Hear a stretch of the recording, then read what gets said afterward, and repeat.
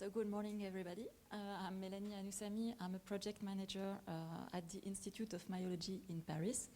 I'm very sorry if my English is not very good, so if you have any question, feel free to interrupt me. It's not trouble for me, but please could you speak slowly and with simple words, because I'm not totally fluent in English. But I'm very happy to have the opportunity today to show you where we are with the natural history study on patients with myotubular myopathy.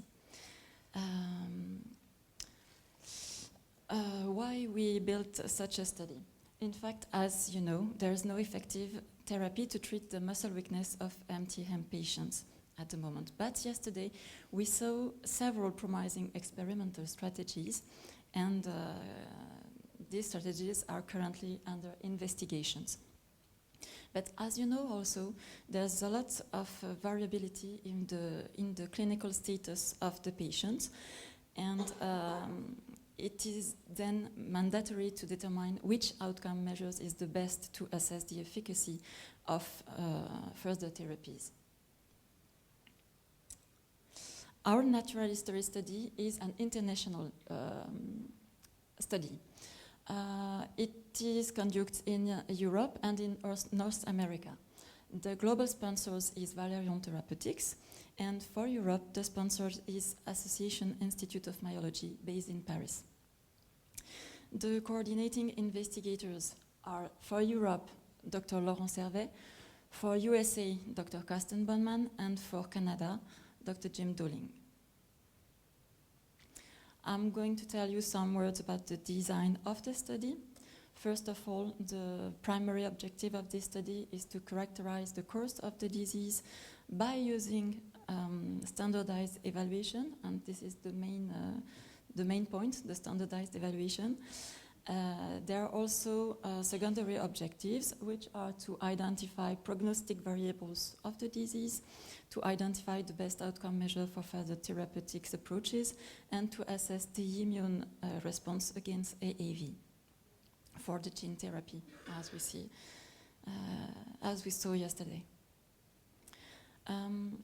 Our study is a study of pathophysiology. It's a prospective study, multicentric and international, and an interventional study.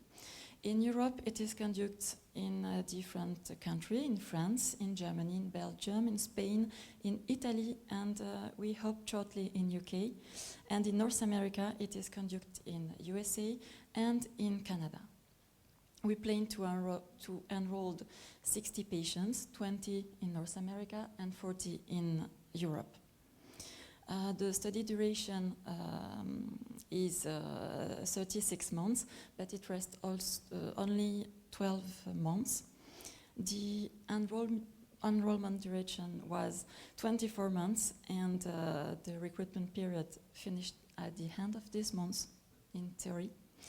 And therefore, patients' participation lasts between 12 to 36 months, according to the date of their enrollment. This slide is just to show you that we enrolled patients from any age, so we have to define 3 different groups. Patients younger than 2 years old are assessed every 3 months. Patients between 2 and 6 years old are assessed every 6 months, and all the patients are assessed every 6 months during the first year and then yearly. Here is the study assessments. As already said, we have to adjust our assessment also according to the age, but also to the ambulance status of the patient, and also to the respiratory function of the patient, status of the patient. There are some common assessments, basically the physical examinations and vital signs measurements, the ophthalmoplegia assessment, blood sample just one time during the study to assess the immune response against the AAV, 24 hours urine collection, standard liver ultrasounds once a year to assess, to examine the liver, as we saw yesterday. We have also some questions from the medical file of the patients. We don't make a lot of assessments, so we keep information from the medical file of the patients. And for ambulant and non-ambulant patients, we measured motor function assessments, mainly the upper limb motor function assessment. And for ambulant patients, we have also some time tests, as the 6-minute walking test and different other time tests.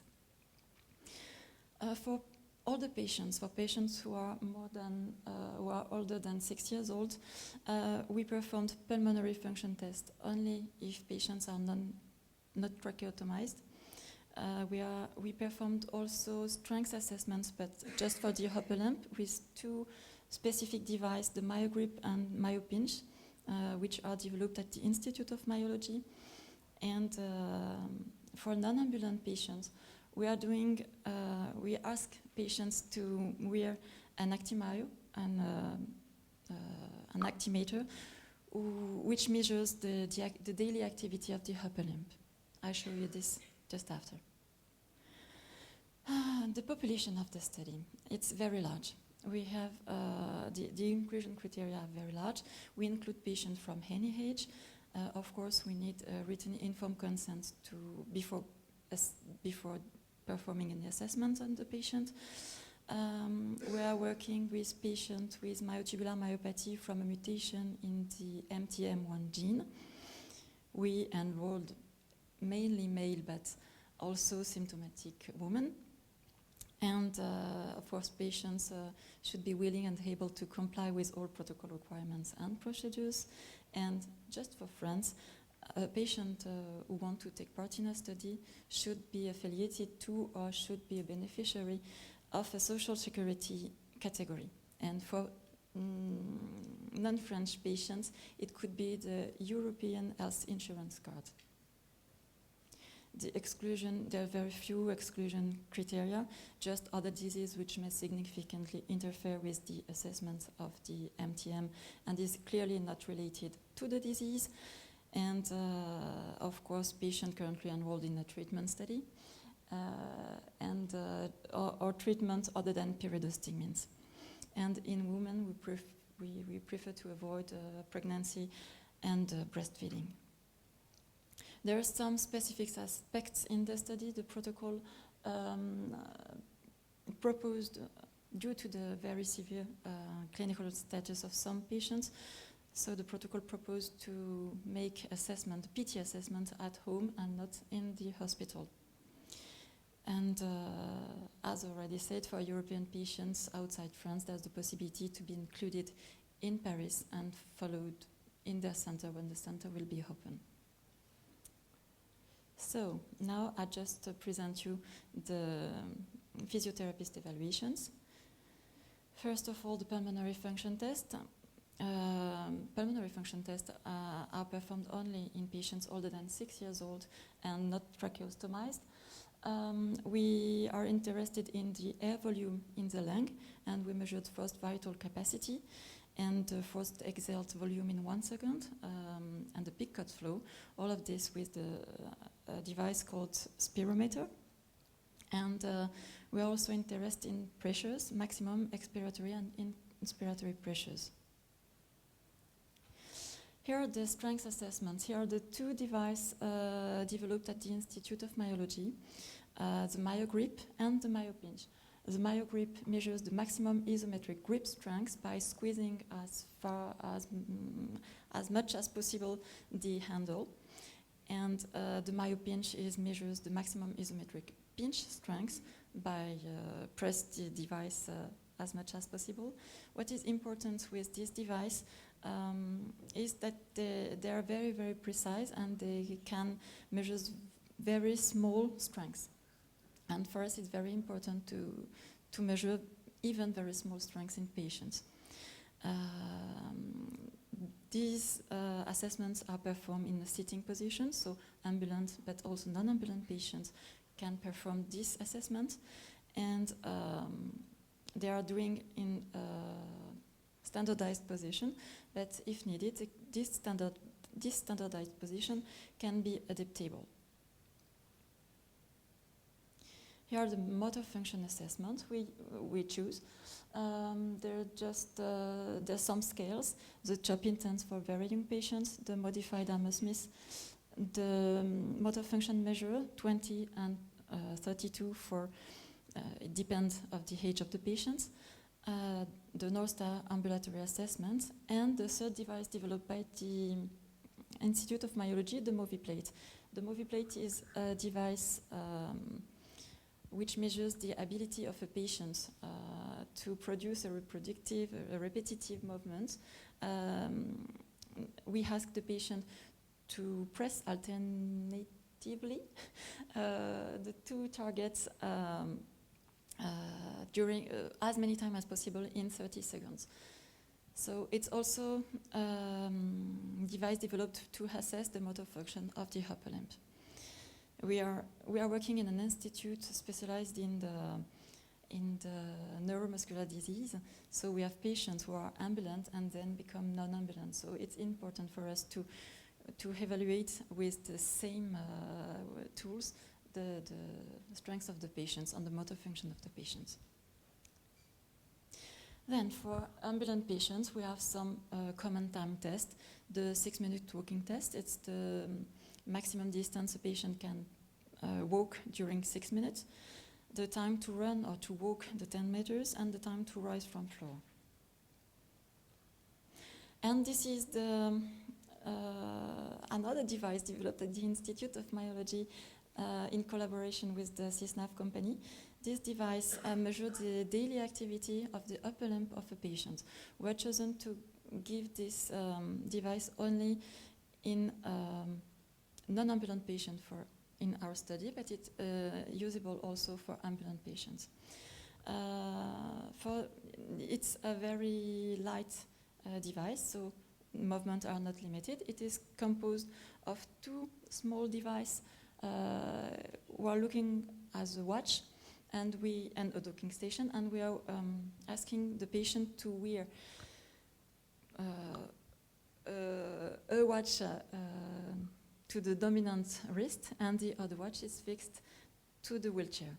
And the patient have to wear this device all the day and replace this device, both devices, during the night in the docking station to recharge the battery and to upload data into a secure and specific cloud to analyze data after. And this is just other information we required in the study. Interviews about the full medical history, as already said, questionnaire about quality of life, and of course a live standard ultrasound every year.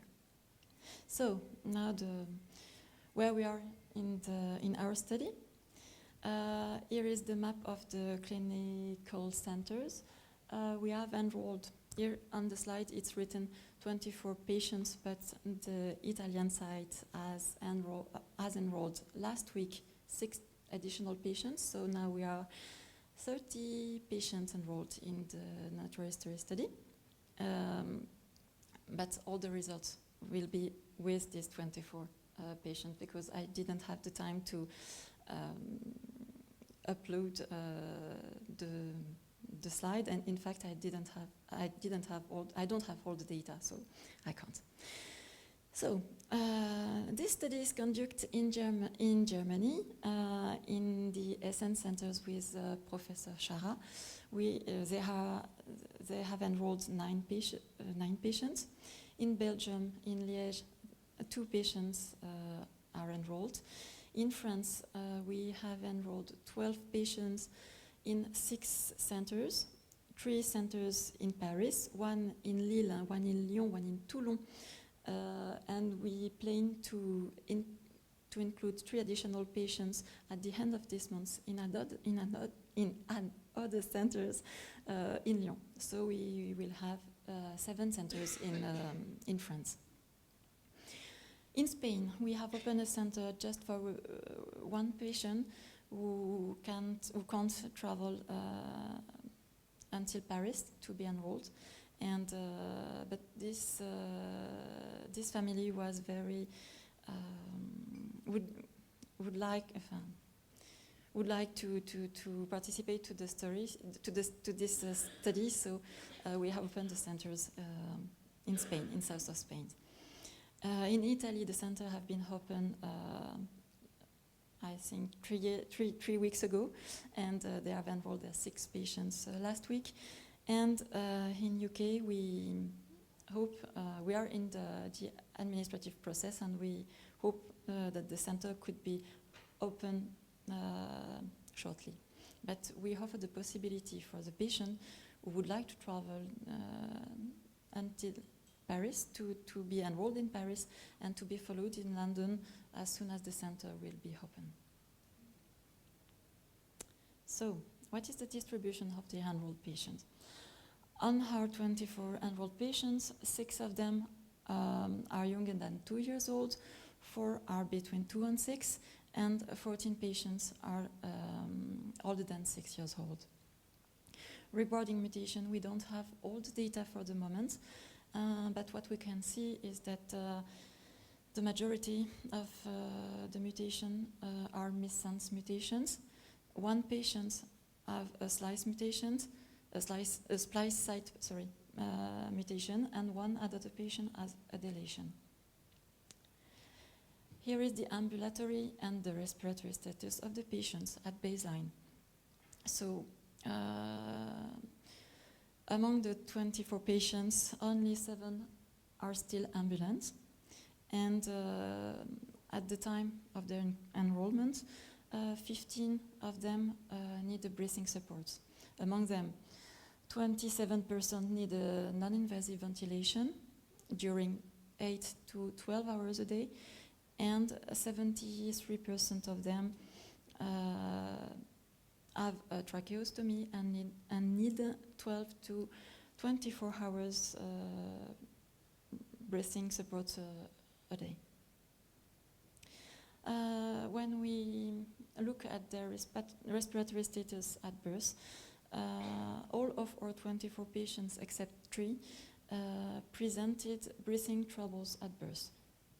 And 17 of them need a respiratory support at birth during 1 to 86 days, and 8 patients are still on a respiratory support since their birth. Few other results for the respiratory functions. We have the forced vital capacity in percentage of predicted value for the age versus the motor function, the MFM total score. This is just for patients older than 6 years old and not tracheostomized, so we have few data in fact. We have the non-ambulant patients in green and the 2 symptomatic female in the red circle, and the non-ambulant patients in blue. What we can see is that non-ambulant patients have a very altered respiratory function, but also ambulant patients. But we have, because we have 3 ambulant patients who are less than 50% of their forced vital capacity. Here are the function assessments, the motor function total score versus the age, and the movie plate score versus the motor function measurements. What we can see is that, in fact, we need longitudinal data, but it's just the data for the baseline. So it's not really informative. But we can see that the MFM total score doesn't seem change with the age of the patients, but we have to confirm this with the longitudinal data. And the other graph show that the movie plate score is very variable for patients who have a very small MFM score, and it is less variable for ambulant patients who have a more elevated MFM score. At that time, we can't say anything, but if these results are confirmed with longitudinal data, we should think about the use of the both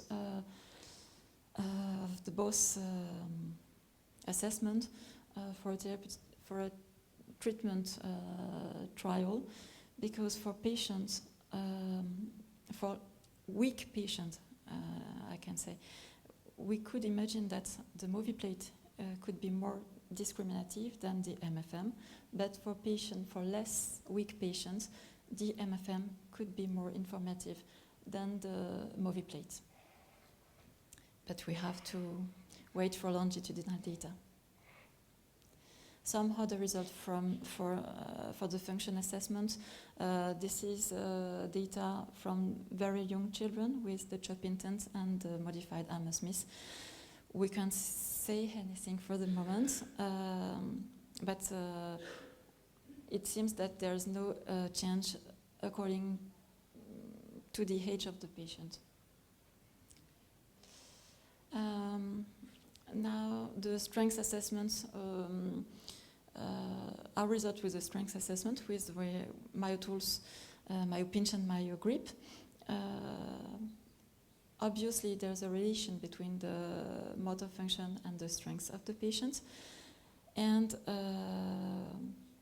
that's all. We just have to wait the longitudinal data for the moment, but these results confirm what we observed in other neuromuscular disease. So that is the end of my presentation. Here is the team at the Institut of Myologie and the Institut I-Motion. If you need further information, do not hesitate to contact Laurent Servet, which is the PI of this study. So I thank you for your attention, and I thank you all the patients who participate in this study. Thank you.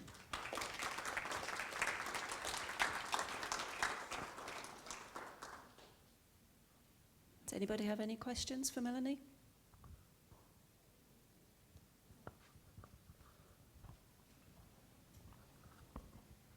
You said the study is only for 2 years, but I understand that it may be extend. Yeah, in fact, the enrollment, the recruitment period finished at the end of this month, but we didn't succeed yet to open the London site. So if there are some British patients who are motivated to participate in our study, we will prolong the study. But for the children who are now involved, it rests for the moment 12 months. So if longitudinal data are interesting, we will search for another funding for our study. It's just that this study for the moment is co-funded by the Geneton, so the IFM Teleton, and by Valerion Therapeutics. So we have to discuss with both to have more funds to prolong the study. okay. Did you compare the results with your movie plate with the upper limb test? Because that would be more reasonable to compare. Yeah, in fact, I didn't did it for the moment, but yes, of course, we will do it.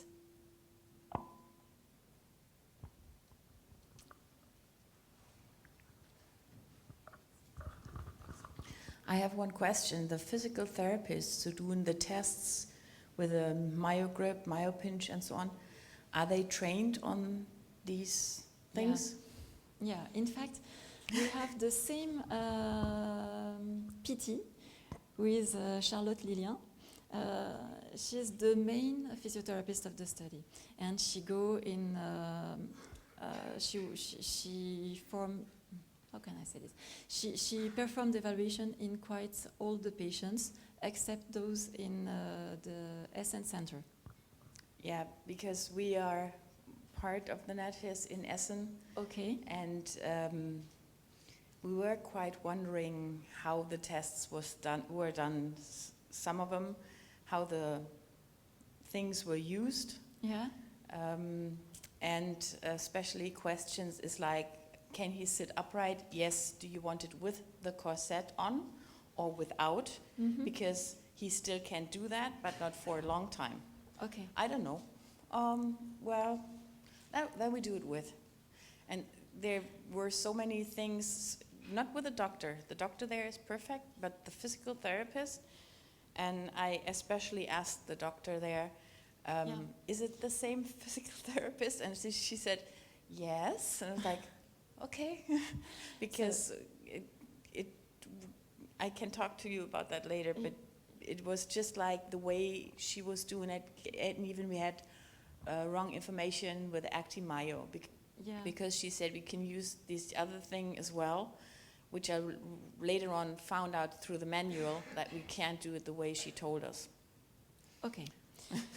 So she was trained by Charlotte. Charlotte went came to Hessen to evaluate the first patients also with her. And there's also another natural history study in the SMA, in the spinal muscular atrophy. And there were another training. So PTs in Hessen are trained, yes. Okay. And it's not for the myogrip and myopinch or Moviplate. As I said, you can perform assessment with or without the corset, you say? Mm-hmm. Because what is important is to maintain the same thing to each, to the further visit. Yeah. You understand what I mean? Yeah, definitely. So no, it's not very. It's not. You can do with or without, but you have to maintain the. Yeah, because she didn't make a note. I don't know whether she will remember. Even though we signed that they can take pictures, they never did.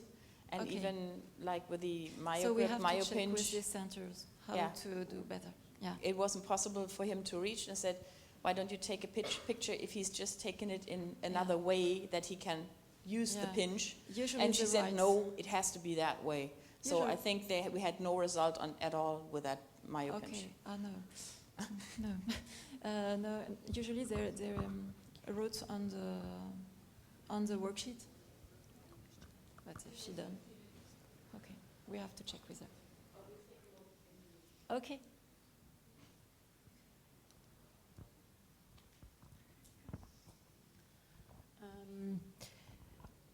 Can you tell us something, maybe a kind of conclusion about what you see with chest infection and age? No, unfortunately, I didn't have all the data yet, so I can't. I can give you this information, but we record it, so we will have later. Okay. Sorry. Any more questions? Okay. Thank you very much, Melanie. I find Melanie's English very impressive. I don't know about the rest of you. Big, yeah.